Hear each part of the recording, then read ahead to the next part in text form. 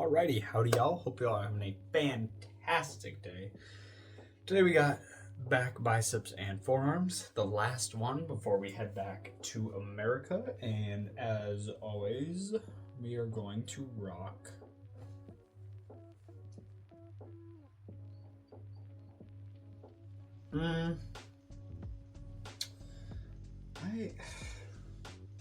this would be good for chest, back, and shoulders.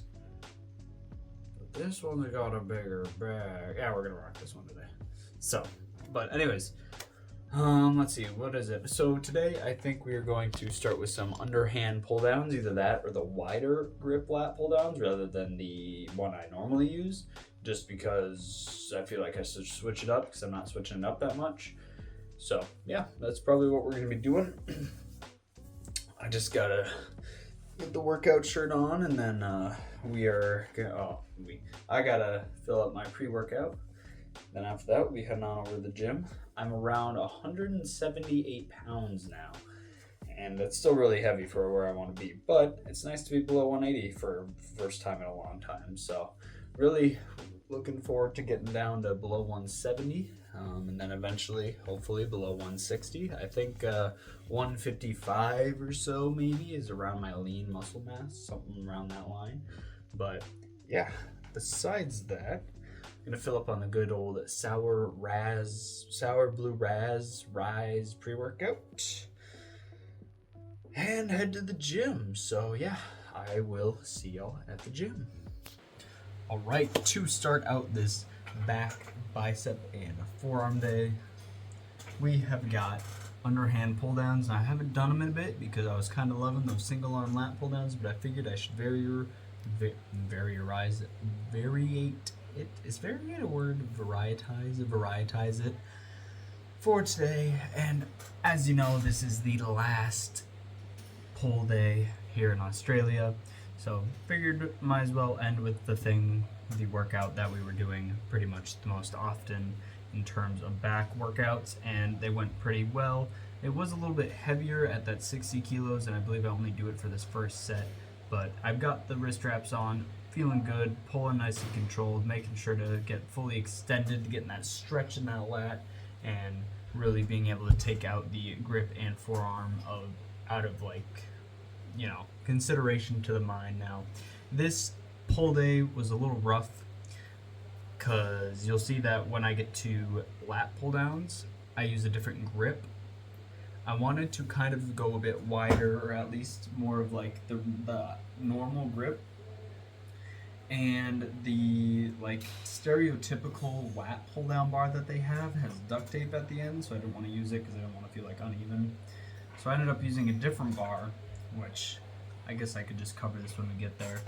But I mean, as you can see, just finishing up with the good old underhand pull downs went really well.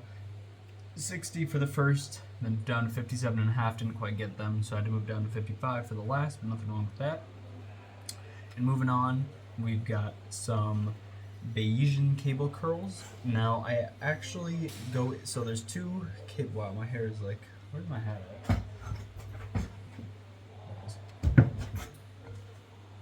New Zealand, baby.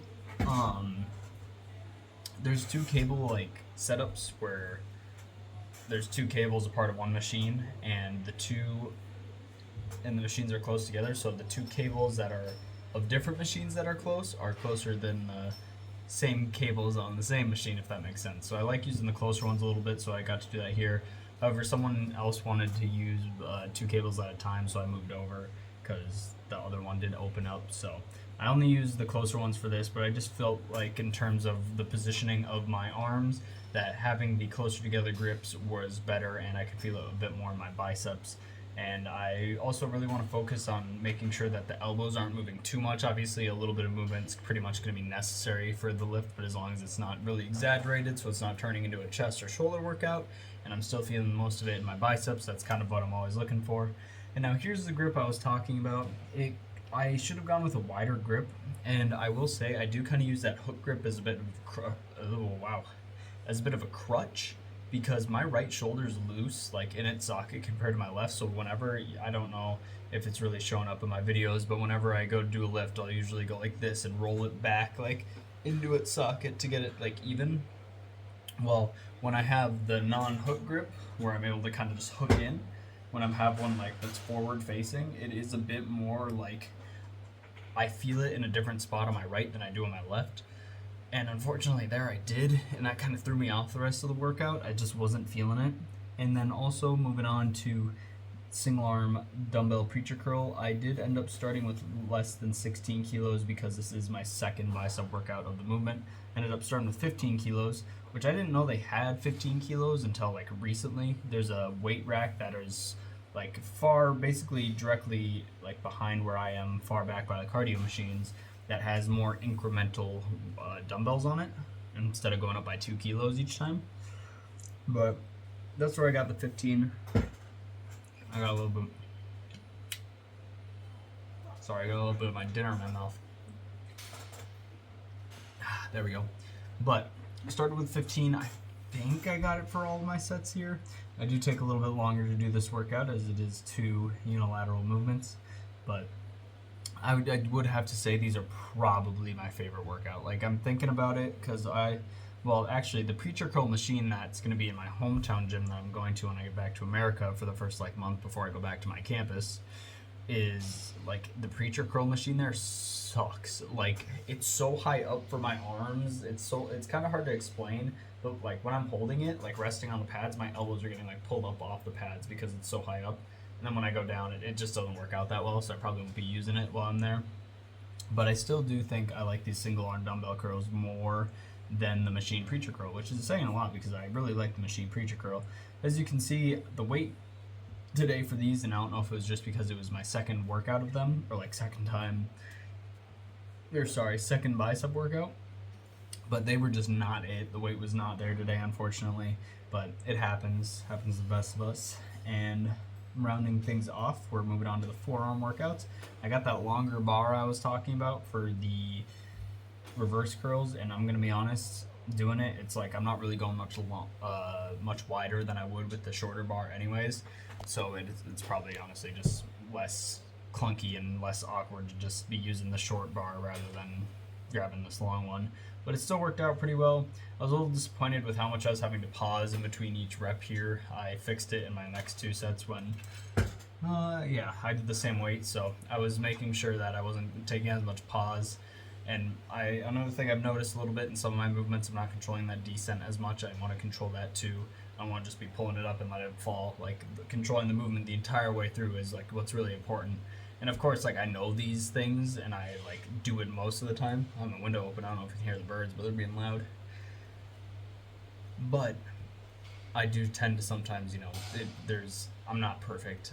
There will be some workouts, especially like lat pull down's a good example. Like I'll control the entire time, and then on that last set I'll pull, use all my muscle, and then instead of controlling the descent, I'll just be like, ooh, I did the last pull, and I'll let it I won't let it slam, but I'm not controlling it as much as I should. Like, I need to make sure to keep that in my mind when I'm doing my workouts, because that last like control still matters to the workout. Like, it may not matter right then in the moment, but it stacks up. So just something I got to be more conscious about. It's one of those things where I got to be like telling myself it to be able to like really get it down, really remember it. But finally wrapping up this pull day, we've got dumbbell wrist curls, still using 10 kilos, which is fine. I'm just hoping that I can heal my wrist and thumb soon.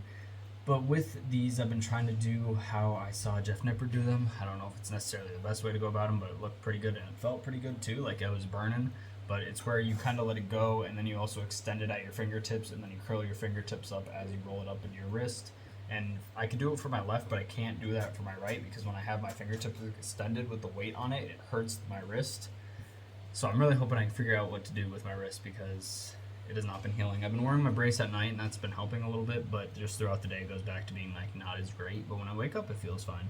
But got 10 for 15 reps for all of them, so went pretty good.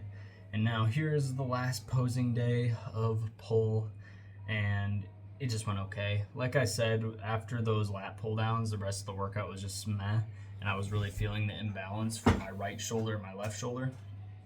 And you can kind of see it here in my posing. I do get a bit frustrated when I try doing my right arm versus my left arm, or I guess that's my right arm. So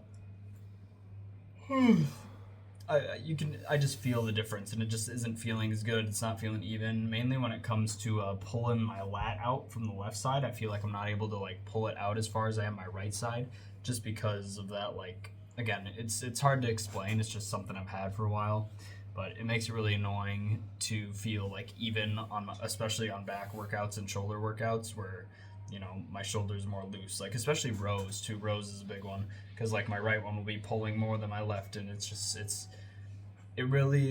a little thing that really gets under my skin. And I've gone to PT twice to fix it, and it's gotten a lot better than it used to be, but I still have to be doing like PT workouts on my rest days and whatever to make it feel a lot better and whatnot. So yeah, that kind of sucks, but overall posing's not too bad. I'm liking the lat spread more, but not just because of the lat spread. Yeah, as you can see there, I was really trying to adjust that right side to get that, or the left side to get that lat spread. But the stomach, I've been liking how my stomach's looking now. I'm losing a little bit more weight. And this also kind of ties into what I've been saying in the past about how like whenever I do my lat spreads, I always like keep readjusting because it never feels right. That's also a causation or a result of the shoulder imperfection or imbalances or whatnot. So that's why I'm constantly like readjusting my lat spread, because it doesn't feel like my lats are spreading evenly, at least to me. So even regardless of how they look. But yeah, overall posing was just okay. The rest of the workout was okay. The first two workouts were great, and then after lat pull downs it kind of like dropped and was not at the best level, but it's all right. Par for the course. It happens. Everyone's got off days, so still push through the workout, still work my ass off, and that's all that I can really do. So here's cardio, and I'll see y'all back at the apartment. Alrighty, howdy y'all, back at the apartment. I thought it paused. Last day of pull, all out the door, down the drain, out the window, whatever you want to say, whatever you want to call it.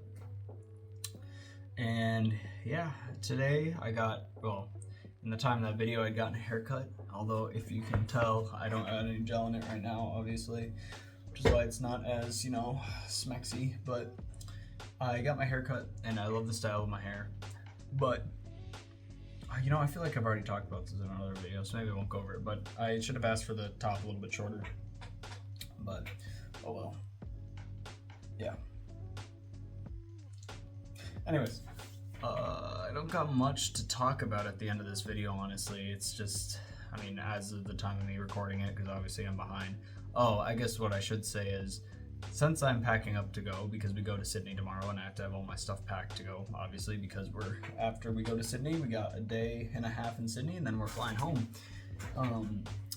I'm not going to get the the voiceovers and this end part done for the next two videos. So the voiceover next part of the end part of the next two videos are actually going to be recorded in America, and you'll see the difference in obviously my surroundings. Wow, the birds are loud. I don't know if you guys can hear them. It's a bunch of cockatoos and parakeets or whatever the hell. They're being super loud. I don't know what's going on. Anyways, so this is gonna be my last one that I've actually recorded fully in Australia, and then the next two videos that will still be from Australia are gonna be voiceovered and ended with me in America. So yeah, and then obviously as I've kept saying, I'm gonna have that little break of seeing what I want to do with my videos, and just being home, being able to enjoy being home and whatnot. So yeah, that's kind of all I got. I gotta finish up packing after I get this video done. So as always, I hope y'all enjoyed, and I will see you in the next one.